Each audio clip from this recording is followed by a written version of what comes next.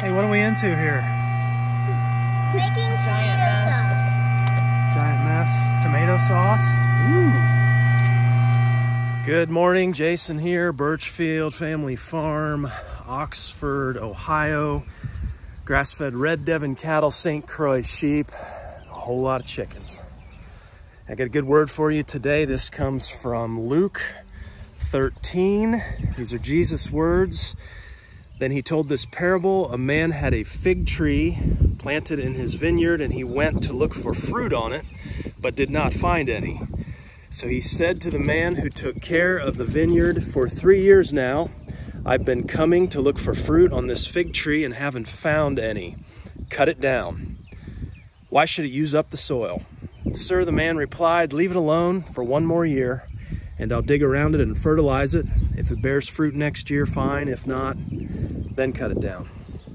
We've got a cooler day on the farm today, high 60s right now, a little bit of a breeze, windmill saying out of the northwest. Cattle need some attention here. We've got some moves to make. Those of you following along know we've been super dry. Drought monitor had us in a drought there. We did get between the last 2-3 days here, we got between 7 and 8 tenths of rain. So that was really good. Super thankful for that. Yeah, it was a good slow rain both times. It was what, Monday, I believe, and then last night as well. Keep the grass growing here.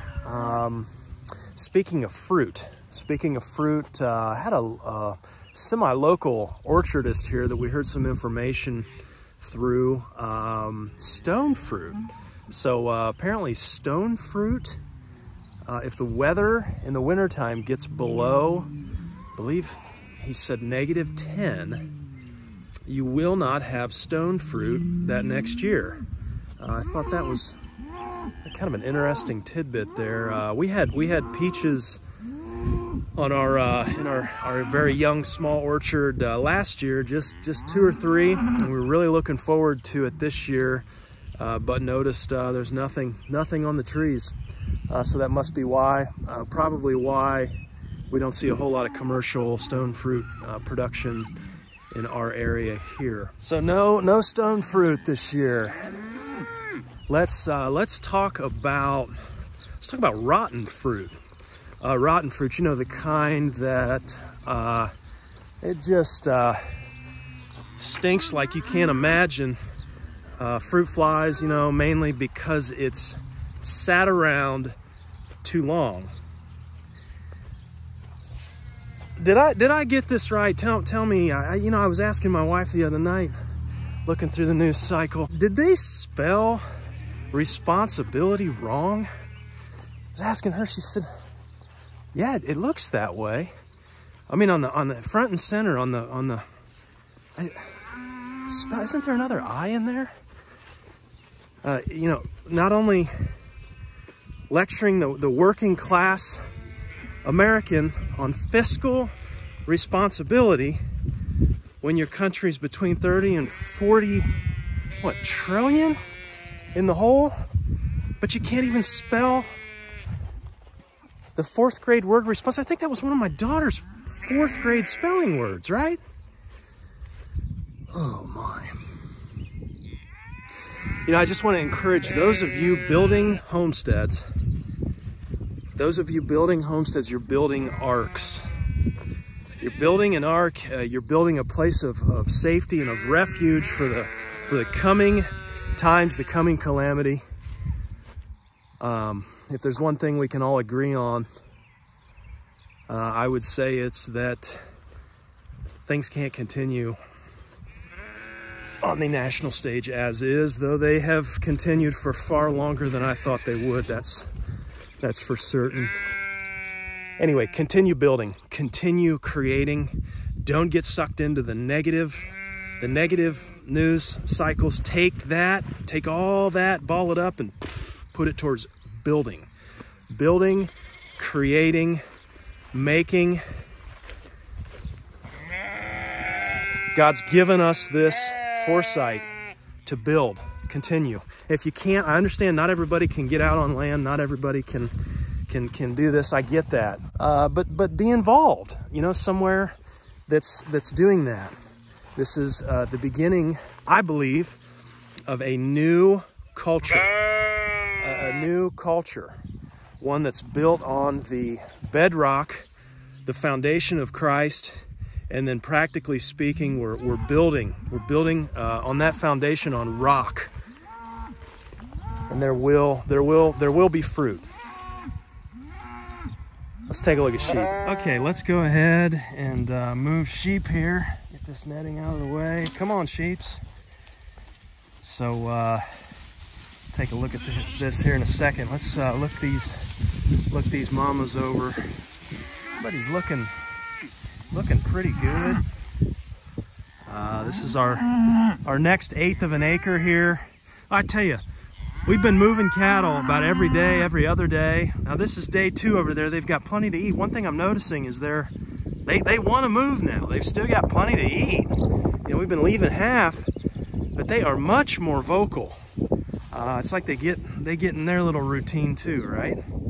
And they know what's going on. Let's take a look at this. Man, that's some kind of hole there. Whew. Some kind of burrow maybe. I don't know what that is.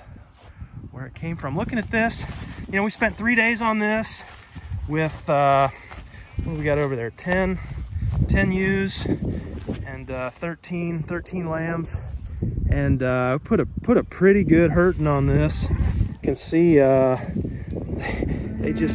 they chew the seed heads off of that longer stuff. That's fine by me. A lot of trample. Look at that cover.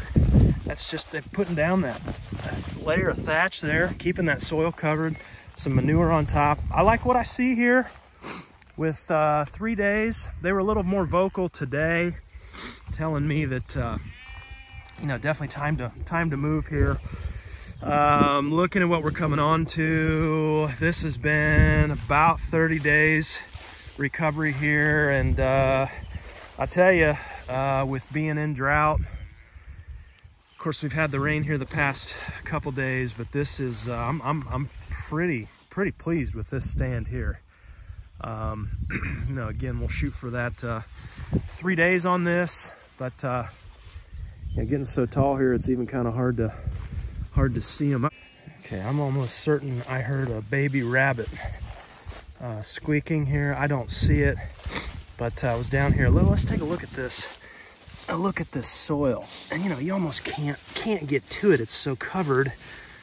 This is great. But look at this down in here. Of course, we've had the rain, and you know, we got a lot of stuff laying on top here, but moist, nice cool soil down here underneath all this.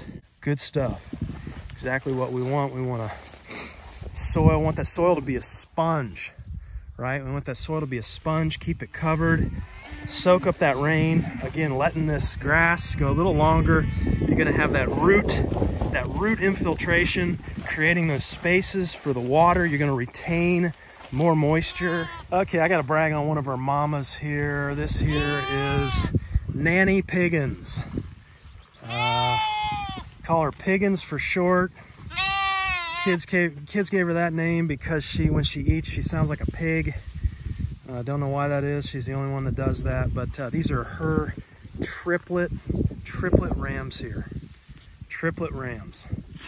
Piggins. Piggins, not to be confused with Higgins, right, off of Magnum PI. Anybody remember that show? Dun, dun, dun, dun, dun, dun, dun, dun. Yeah, okay, showing my age here. She has done phenomenal. Triplet rams, raised them out unassisted. No, you can see no scouring on the backside. Looking good here. These boys are healthy as a horse. A little bit of coloring in them this year. First year, year 5 here. 5th time lambing, first year we've ever had any color come through. I thought that was really neat. But she's doing it, man. She's doing it on all grass, and it's the way we like it here. Mamas are doing well. We are, gosh, I think we're at about the 60-day mark on lammies. You know, we tax day lambs this year, we sell at 90 days, so it'll be about mid-July, about another month, and these guys will have their new home. I appreciate everybody reaching out and asking. We've had several reach out, email, ask about our lambs. We are a registered St Croix breeding stock producer and seller. We do sell St Croix lambs. We are booked up for probably several years. Yeah, love this breed. Been a great fit for minimal input ag, all grass. Use what you got. We love them. Okay, I got the kiddos moving rams over in here with cattle. We're gonna try something a little bit different today. I'm pretty excited about this. I wanna bunch everybody up. I wanna bunch everybody up into this small section here. Now the problem here is we've got to really know what our dry matter forage is and back into how long we can be here, because it's not going to be long. This is not our best paddock. It's not the worst either. First of all, let's see if we can kind of pick an average section here, maybe right in here, and see if we can kind of get a graze height. I would say, a lot of this is tricky because a lot of it's down. This clover undergrowth, but a lot of it's up. So I don't know, let's say 15 inches average here. Let's go off that number. And then I also have a 12 by 12 square. The inside dimensions are 12 inches by 12 inches. This is 1 square foot. And let's put this down on an average section here, and let's cut everything in that section. Let's see how close that is to our grazing stick estimation. Okay, we took that down about to the dirt here. Let's go get a weight here on our sample and see how we compare. Okay, the weight of our sample here, after zeroing out the bucket, the weight of our sample is 118 grams. Let's do some math. Okay, so pretty interesting here, converting that gram measurement over to pounds and then comparing the graze stick estimate, let's just say 14 inches times 150 pounds of dry matter forage per inch per acre. Anyhow, I'll spare you all the math, but we come out with 80 pounds weighing and about 87 pounds going by the graze stick. So pretty surprising that we can come that close. I will probably stay on that low end. Now I didn't clip everything to the dirt, so I imagine 80, 85, right in there, low 80s would be pretty accurate here. Now remember, 80 pounds of dry matter forage, that's what we have available. If we want to take all that, we're going to take this stand all the way to the ground. We don't want to do that. Going back to our chart, remember sigmoid curve of grass, and you're like, oh gosh, here we go again. But taking into account that sigmoid stand at the top of that growth curve, right, for the sigmoid growth curve of grass, if we stay in that top 50%, we're going to minimize the root growth stoppage, as we talked about, and also maximize that production. How much more, that's a common question, how much more production can we get? According to 1950s research, this is Andre Voisin, he said his method was called rational. Yeah, that's the other thing here. You've got all kinds of different terms and ways to graze, and mob grazing and rotational grazing, set stock. Everybody's got their terminology, right? But all of the voices now, pretty much all of them, Alan Savory, Joel Salatin, Gabe Brown, Greg Judy, trace them all back. They all funnel back, okay, to this research from the 1950s, Andre Voisin, his book, Grass Productivity. In there, research stating set stock grazing is 1/3 the productivity of rotating. Now I know there's a lot of variability, a lot of parameters in there, but that is really what caught my attention here. From here, where do we go on this move? Well, let's calculate, how long can we be in here and only take half of this? So we know we have 80 pounds of dry matter forage in this little area where we're gonna bunch them up. So I only wanna take about 40 pounds. I know my livestock here, I'm estimating about 6,700 pounds of livestock. This is sheep and cattle that we're gonna put together. I only wanna take 40 pounds. They need, at 3% per day, they need right around 200 pounds of dry matter forage per day. 40 pounds, 200 per day. Okay, we know it's about 20%. So 20% of what they need every day, 20% of 24 hours gives us right on about 4.8 hours. We rounded down, let's say 5 hours. We rounded down on our estimate for the weight. On the weight, we stayed closer to that 80 rather than 85. So let's say 5 hours. 5 hours to take half. Let's get them moved here and let's see how this goes. Okay, so rams are over here by the fence. Let's see if we can get everybody moved here. We'll talk about this in a minute here. Probably, again, a little 39 by 39 foot section. Probably one of the dumbest. Turned out to be one of the dumbest things we've ever done, or one of the best here. We'll see. Let me go get these rams. Okay, cattle are going in. Rams are proving to be more of a challenge here. Okay, here we go. All right. Looks like it's gonna happen here. Everybody closed up. Here we are. Small space here. 191,000 pounds per acre here, stock density. And we've got 5 hours. It's about 1:30 p.m. now, so we'll come back about 6:30 p.m. and make another move. Again, purely experimental here. There's no way that I would put my ewes into this mix right now with it being so small. You can see Emma there with those horns. Anybody that's followed us remembers last winter when she picked up a mama or a ewe and flung it with those horns. Just curious to see, you know, trample, litter, you know, some of the bigger names like Salatin, they're going to tell you that at least if you want rapid range improvement, at least one time a year, being at 50,000 plus pounds per acre or greater, at least one time a year to really get things working. Again, not a horrible pasture here. It's not our best. What I'm curious about is can we try this? Can we implement this on those two paddocks that are in rough shape? How would that look? I don't know. One thing to clarify, I don't view mob grazing, I don't view that as a grazing strategy or a style, maybe I could say. It is a strategy, not a style.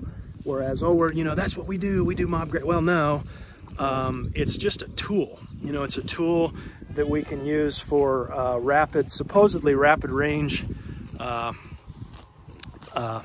improvement. And so, I don't know, let's test it. Let's see. We'll check back in here at about 6:30. Let me give you a shot of these guys before I do. You can see here, you know, if you're wanting to do the math, it's just 164 foot Premier One Electronet, and we have obviously we've got that on all four sides here. And you can see everybody's competing here for lunch. So, you know, the other thing too is if it doesn't work or we take too much or whatever, you know, you're not gonna really harm anybody, assuming that this one here behaves herself with those front end loader horns. Okay, electric fence is on here. You can see the ewes and lambs over to the left there, chickens, and then this is our little experimental plot here in the middle. Yeah, from this, I'm up on the fence here, giving you a top view here from a distance, and you can definitely tell they're competing. You'll see those rams every now and then. You'll see them jump around, and you know, lots of pressure in there, especially if you're the smallest one. So we'll keep an eye on them. If you know, we don't want Don't want any ram kebabs here. Again, it's primarily just those horns, those things swinging around here. You don't mess with Mama M and her feed, and she is lactating still with Joy, so we don't want to mess with that.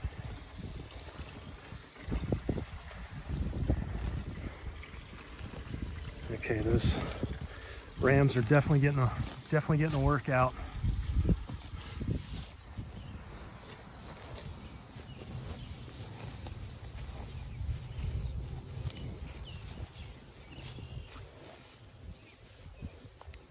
Okay, checking back in here, not quite halfway through, and rams are staying on the move, but cattle have definitely settled down here. And let's walk over there and see what this looks like. Quite a bit of trample, but you know, quite a bit that's been eaten too already.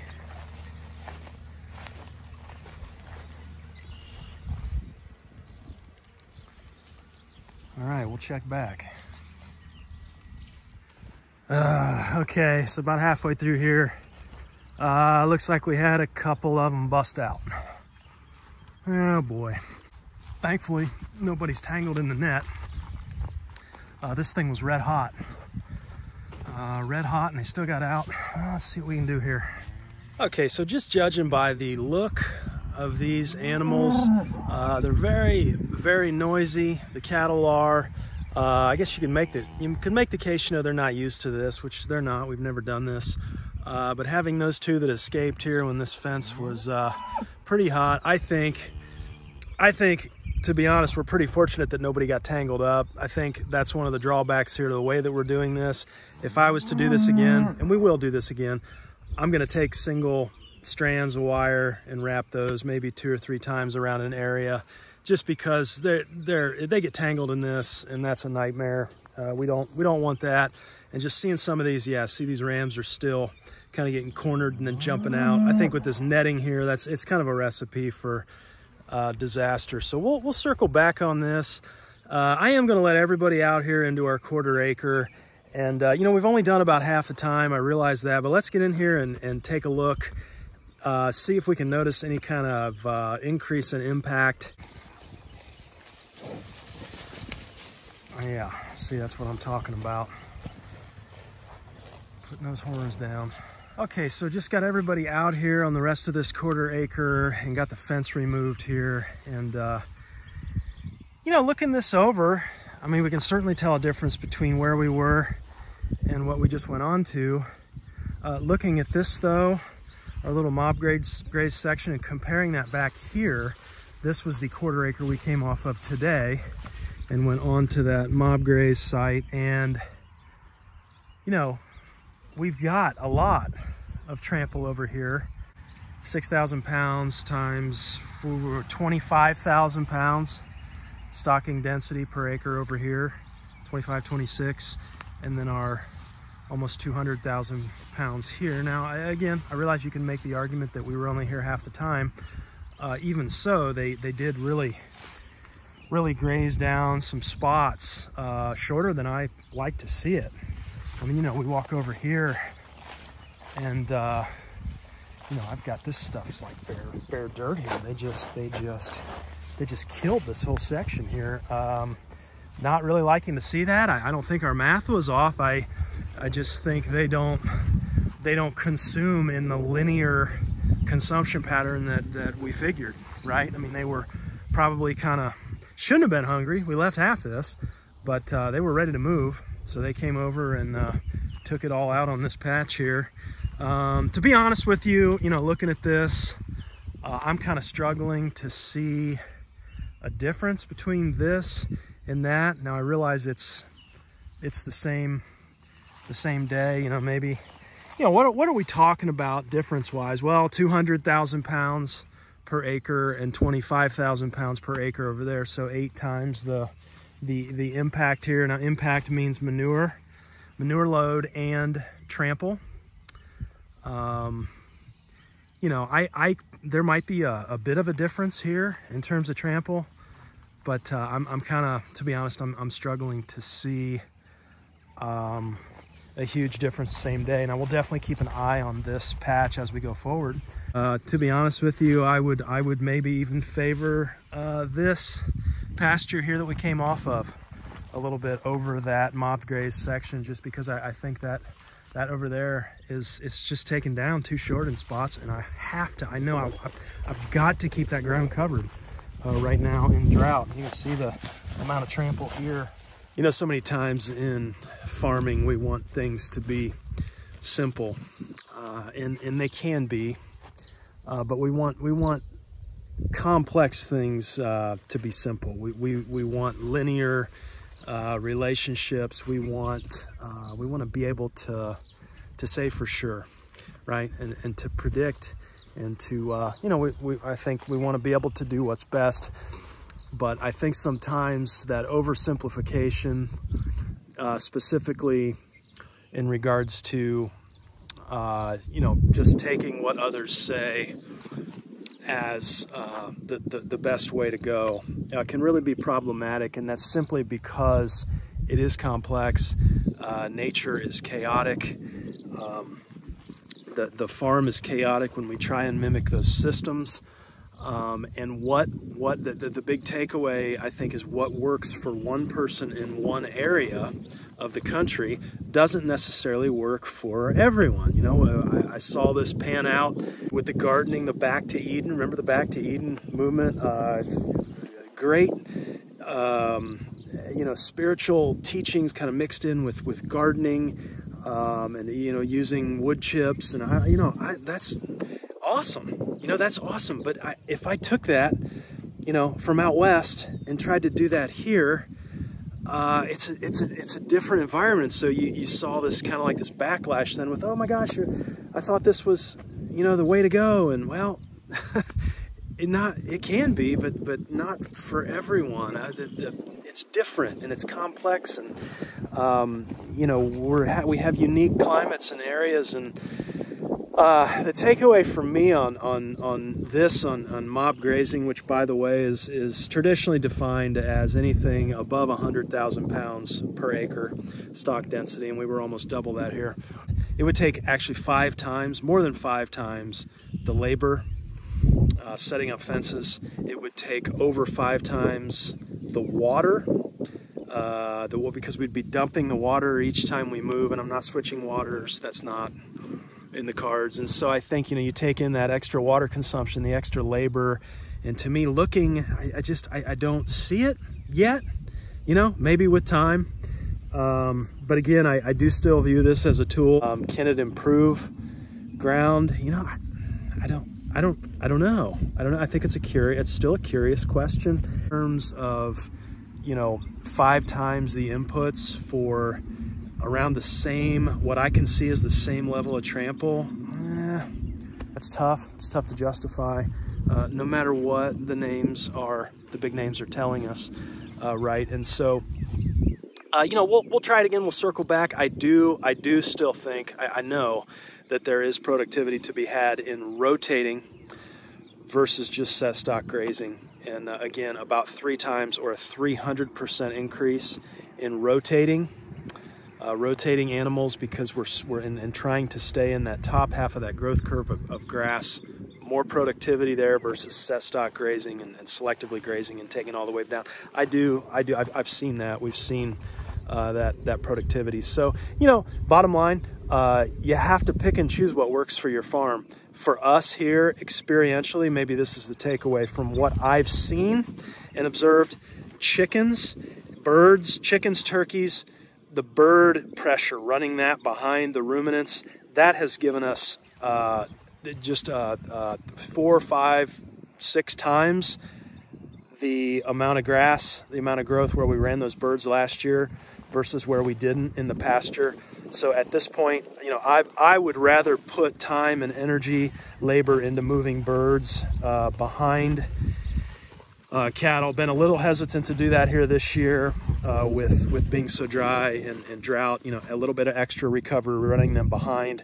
People say three days behind. I've found more like 4 or 5 days, and you've got those big juicy maggots in there. Was talking to a business stats professor the other day. You know, we were just talking about, I had the question of, you know, could you take this growth curve of grass, and could you model something for grazing, right? A model that would spit out, you know, exactly when you needed to rotate to, and again, remember, we're not just maximizing productivity, but we're also building soil. We're not degrading the ground. Could you build a model that would tell us the optimal time to move? And the preliminary response was, well, yeah, that's very complex, very complex. I didn't get the hey, this is impossible, but this is life. This is life, and I'm intrigued by that complexity, but also this paradox that, you know, you could take less, you could take half, right, and come out more productive, that you could have better soil. These things are curious. Thanks for hanging with me today, and we'll catch up to you next time. Take care.